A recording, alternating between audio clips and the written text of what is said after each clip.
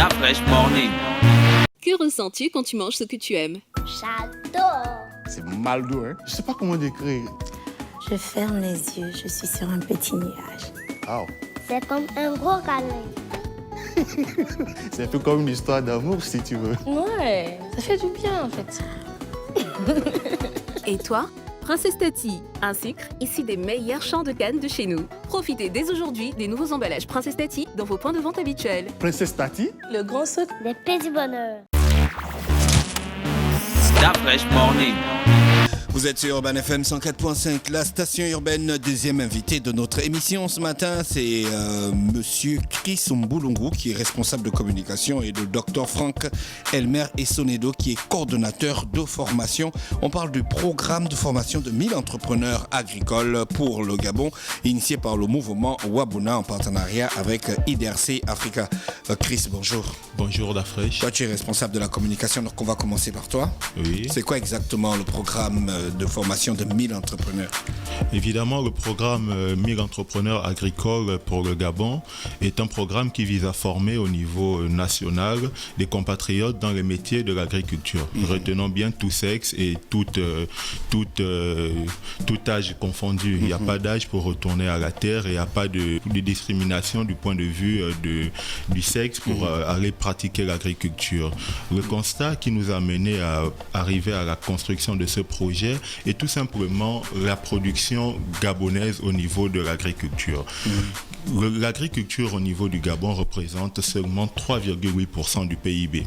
C'est déjà très faible en matière de croissance économique. Et au mieux, les indicateurs du point de vue du niveau d'importation des denrées alimentaires les indicateurs sont quand même alarmants à ce niveau.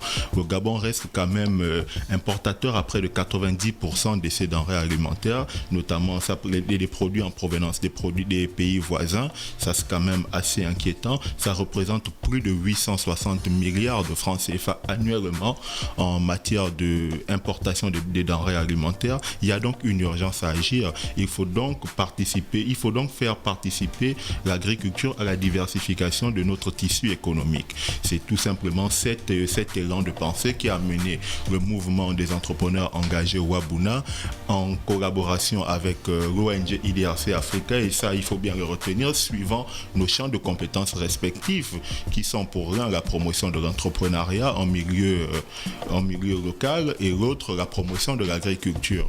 Il fallait donc pour nous asseoir et par rapport à nos champs d'action, se dire qu'est-ce que nous devons faire, comment est-ce que l'agriculture peut participer de manière effective à la croissance de notre PIB. À ce niveau, nous avons dit, avant de commencer, il faut poser des jalons. Les jalons passent par la formation. Il faut avoir déjà de la main-d'œuvre qualifiée, de la ressource humaine capable de pouvoir pratiquer l'agriculture. Donc, de manière ramassée, ce programme, c'est un programme de formation de 1000 entrepreneurs agricoles au niveau national. Il va se dérouler de manière pratique sur les champs de Borokobwe et sur les champs de Ntoum, qui ça nous représente un peu plus de 7 hectares. Il y a déjà tout un plateau technique aménagé et nous sommes disposés à recevoir les équipes qui viendront se former. Alors quand on parle d'agriculture, c'est quand même quelque chose d'assez vaste. On a beaucoup de cultures particulières. Est-ce que lorsque vous parlez de la formation de 1000 entrepreneurs agricoles, vous avez ciblé les secteurs? Parce que parfois on parle d'agriculture, mais dedans on peut très bien mettre l'élevage, on peut très bien mettre la pisciculture. On a aussi des cultures qui sont un petit peu plus poussées. Quand on parle d'agriculture, on voit le cacao aussi, on voit l'événement, on voit ce genre de choses. Et puis il y a des cultures vivrières. Donc vous, dans votre projet des 1000 entrepreneurs agricoles, on est sur quel secteur exactement? Est-ce que vous les avez ciblés? Docteur, oui, vous voulez répondre? Ok. Juste dire que l'agriculture, c'est pas juste planter. C'est tout un écosystème, en fait, qui parle de la commercialisation, de la production, le transport et la transformation. Donc, notre programme de formation table sur tout l'écosystème agricole à travers ces différentes chaînes de valeur. Donc, les candidats, dès qu'ils sont inscrits, ils vont en immersion. Ils vont suivre tout le processus. Et à long terme, nous verrons les forces et faiblesses que nous allons renforcer. Donc, ça part de la production, commercialisation, transport, logistique et transformation. D'accord. Du coup, essayez de nous l'expliquer de manière un petit peu plus concrète. On a d'un côté IDRC Africa, que l'on connaît très bien ici, d'ailleurs avec Hervé Omva, que l'on a déjà reçu ici. Et d'un autre côté, on a le mouvement Wabuna. Donc, vous faites un appel à candidature. On a des candidats qui arrivent, qui s'inscrivent. À partir de là, qu'est-ce qui se passe? Pour combien de temps? Une fois que c'est terminé, quelle est la suite? Parce que vous pouvez me former, je vais dire, pas dans la transformation, restons dans, moi j'aime les carottes, dans l'agriculture des carottes, par exemple.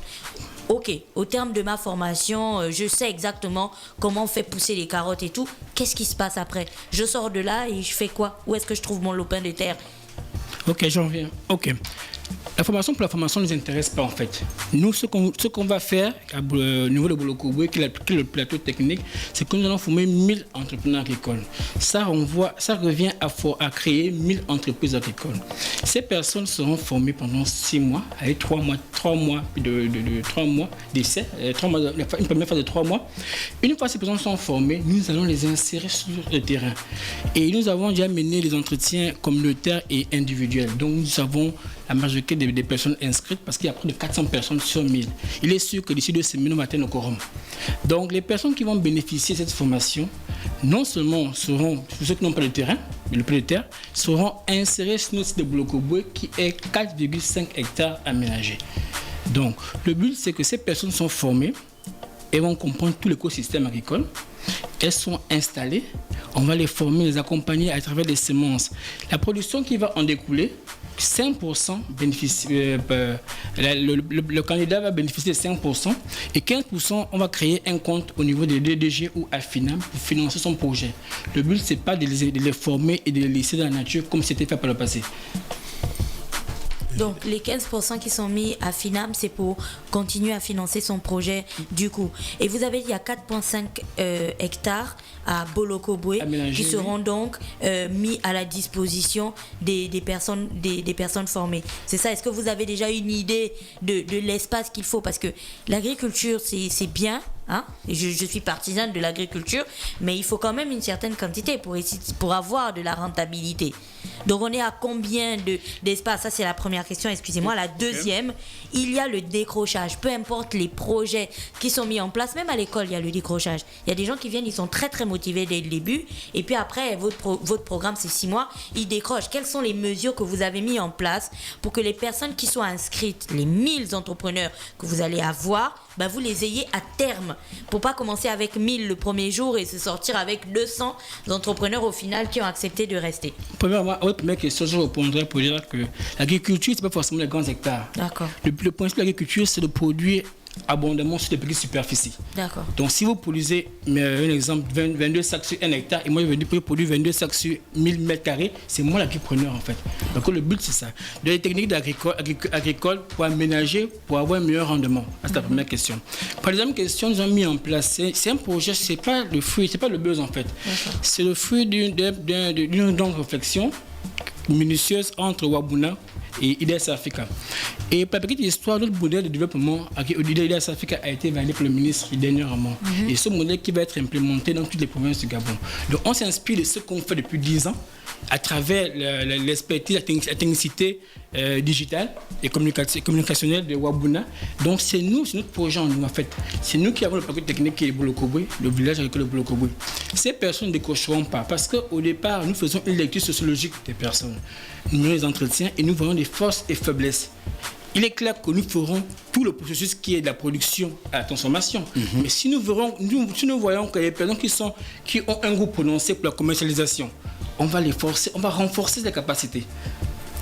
Donc le tout c'est d'apprendre et qu'à tout moment la personne pourra changer au fur et à mesure, mais nous allons fixer les personnes par rapport à leur réel besoin de départ en fait. D'accord. Le programme commence quand? Le programme, la phase d'inscription débute le 1er août. On s'inscrit où?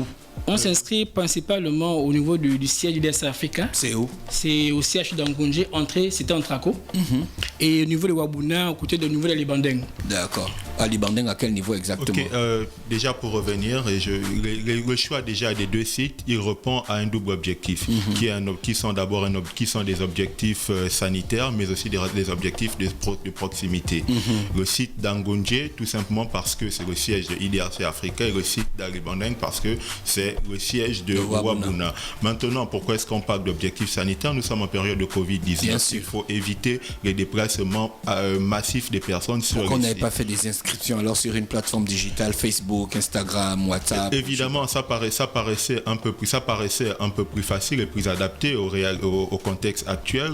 Mais vu que le projet, nous allons le démarrer maintenant, on va commencer la première phase des inscriptions suivant le modèle classique, mais en limitant les flux sur nos différents sites. Mais le travail sur une plateforme numérique permettant de faire des inscriptions en ligne est en train d'être fait. Déjà, il faut retenir aussi que vous avez posé une question importante qui était celle de savoir quand démarre le programme. Le programme devait démarrer cette semaine, mais à cause de l'engouement suscité autour du projet, beaucoup de personnes nous ont appelés et ont sollicité une indulgence en matière de report de la date pour leur permettre de s'inscrire. Nous avons donc de commun accord décidé de reporter les inscriptions le démarrage de la formation à la semaine prochaine. Donc la formation sera effective à partir de la semaine prochaine. Mercredi de la semaine prochaine, nous allons démarrer. Le 18, nous allons avoir une AG avec tous les participants pour leur présenter les différents modules de formation, leur remettre les fascicules de formation et aussi leur présenter la méthode de travail qui sera mise en place pour faciliter leur immersion théorique et pratique en formation. Parce que retenons-le, le programme de formation 1000 entrepreneurs agricoles pour le Gabon, c'est un programme qui se veut à la fois théorique mais beaucoup plus pratique. Théorique à 25% et pratique à 75% avec immersion sur les sites de Bolokobwe et de Ntoum. D'accord. Vous allez les transporter pour les sites de Bolokobwe et Ntoum? Évidemment. Parce que les gars, ils vont vous dire qu'on n'a pas l'argent des taxes. Évidemment, nous sommes en train de regarder comment organiser la logistique au niveau du transport parce que Bolokobwe c'est quand même assez loin. Ntoum c'est aussi assez loin. Nous allons prendre les mesures qui sont les nôtres pour faciliter, pour qu'ensemble on facilite les modalités de transport des gens vers les différents sites. Ça, il faut le retenir. Et voilà pourquoi on vous disait d'entrée de jeu, le mardi 18, nous aurons une assemblée générale avec tous les participants pour leur présenter les différents modules de formation, mais aussi toute la stratégie qui sera déployée pour faciliter leur immersion sur les différents sites. D'accord. Qu'est-ce qu'il faut pour les inscriptions? Ok, pour les inscriptions, il faut juste vous déplacer sur un des sites indiqués, muni d'une photocopie de votre pièce d'identité en cours de validité et une demi-photo et aussi avec la somme de 10 000 francs. D'accord. 10 000 francs, vous allez me poser la question, peut-être comme beaucoup, pourquoi la somme de 10 000 francs? 10 000 francs, c'est tout simplement pour susciter l'engagement déjà de la personne et ça répond à la problématique que Gina posait. Pourquoi les gens participent à des projets et après ils décrochent. Et nous, pour éviter le décrochage, on a évité de se mettre dans une politique de gratuité. On s'est mis dans une politique qui se veut participative en incluant l'engagement de chacune des parties. Donc, pour les inscriptions, vous pouvez venir sur notre site ou encore avoir plus d'informations sur le numéro en ligne que nous pourrons communiquer tout à l'heure. Donne-nous le numéro. Le numéro en ligne, il est le suivant. 062 74 53 07. Voilà, 062 56 43 26. Donc 062 74 53 07 ou 062 56 43 26. D'accord. Les inscriptions elles sont toujours ouvertes. Elles s'arrêtent quand? Bon, maintenant c'est vrai, évidemment, on a mis, comme dans toute organisation, un plan d'arrêt des inscriptions, mais même à l'école classique, comme vous le savez, d'Afresh, lorsqu'on arrive, on dit la rentrée commence le 1er janvier, on a des gens qui viennent démarrer le 15 novembre, on ne va pas les chasser. Surtout qu'on est dans une phase de promotion et d'incitation au retour à la terre et de promotion d'un secteur qui n'est pas encore très développé dans notre pays. Donc on va adapter nos formations, on va adapter devant les formations pour les personnes qui nous prendront en cours. Donc les inscriptions restent ouvertes, les gens pourront venir même après le démarrage de la première phase, mais en respectant quand même un certain timing.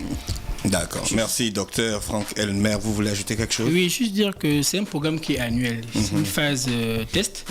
Donc, nous comptons apprendre de ce programme et pour l'implémenter dans plusieurs autres provinces. Donc, pour le moment, c'est d'abord le Grand Libreville qui est concerné. Il y a également rassurer les uns et les autres que les mesures barrières sont vraiment respectées depuis les entretiens. C'est vrai que c'est présentiel, mais c'est respecté. D'accord. Parce que si nous l'avons fait présentiel, parce que si nous le faisons en ligne, on perd beaucoup d'éléments lors de l'entretien. Or que la personne est de visu, elle est à même de modifier même ses ambitions et ses besoins en fait. D'accord. Donc c'est le but. Même vous le faire en ligne à travers la plateforme de Wabuna, mais on a essayé de le faire pour avoir le maximum d'informations, pour avoir une meilleure lecture sur chaque candidat en fait. Ouais, ça c'est important, le contact physique. On vous remercie d'avoir accepté notre invitation. Mbulungu Chris et puis Dr Franck Elmer et Sonedo d'être passé à notre émission. C'est nous qui vous remercions. Restez connectés sur Urban FM 104.5, la station urbaine dans l'UDA Fresh Morning, le réveil matinal, le plus haut de la capitale sur la radio, la plus haute de la capitale. Start Fresh Morning.